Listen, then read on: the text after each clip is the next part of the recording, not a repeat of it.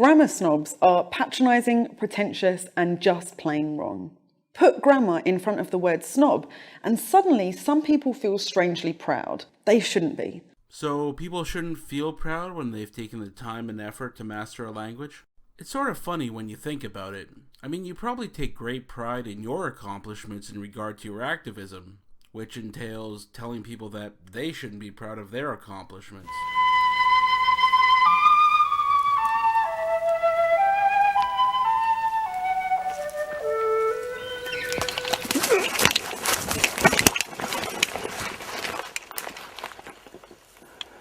For a more complete story of the beaver, why not contact the Canadian Wildlife Service in Ottawa? Most grammar snobs use an elite and increasingly outdated form of the English language, and they think they're somehow superior because of it. Well, I wouldn't say that they think they're superior, although they would say that they have a superior command of the English language. In most cases, the mistakes being highlighted really don't matter at all. If I look around the room and say, there are less people here than I expected, does it really need to be pointed out that because people can be counted, I should have said there are fewer people here? Well, it depends where you are. I mean, if you're in an English class and you're learning how to speak English correctly, then yes, it should be pointed out. But if you're in a casual social situation, yeah, it doesn't matter worth a shit. But you know what? Let's listen to your sentence again and not use the subtle mistake of less and fewer and use a more glaring mistake. There are less people here than I expected. Now, what if I was to say, there are less people here than me expected? Well, I think pointing it out is actually a good thing because, quite frankly, that person sort of sounds foolish. And correcting that sort of error will help them down the road, whether they're getting a job interview or they're just talking to someone casually. The fact is, most of us use the words less and fewer interchangeably without much confusion. I've never been to a supermarket where shoppers are scratching their heads about the 10 items or less lane. We get it. Except that language is far more than just a vehicle to pass information from one person to another. Otherwise, sentences like, shopping I go today, down street, would be perfectly acceptable. I mean, it gets the message across. Some of these snobs believe that language evolves, but grammar doesn't. That's not true. It was once considered incorrect to start a sentence with words like and or but. No, it's still considered incorrect.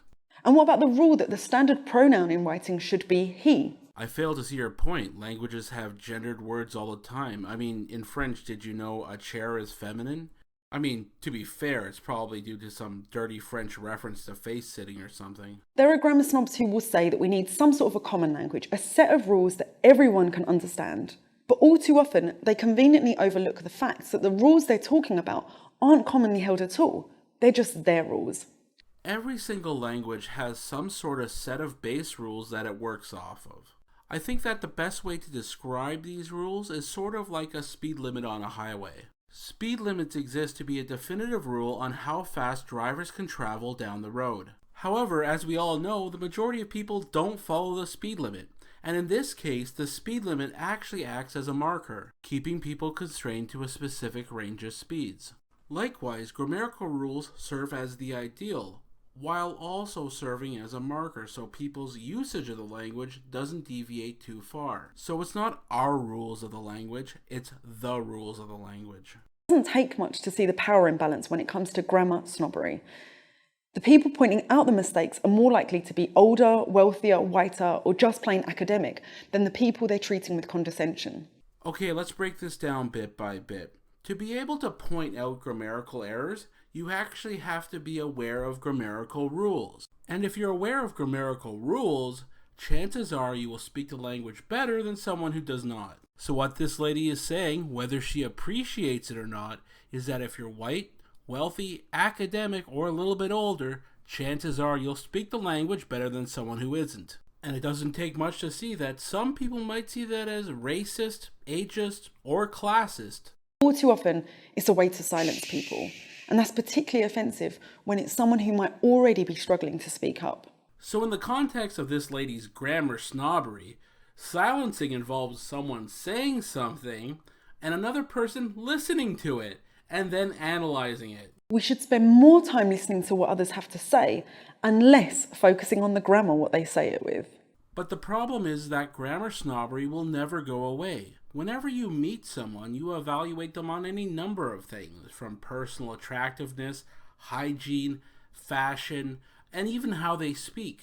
All of these factors give direct and indirect clues about what sort of person you are.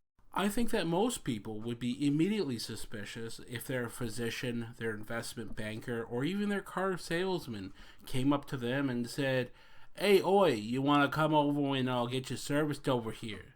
So is grammar snobbery an oppression or a way to silence people? Not so much.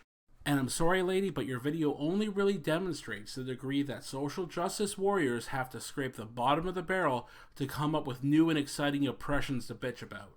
Me thank for seeing video long time. If you happy with me, you share, sub, and likey. Have day of good.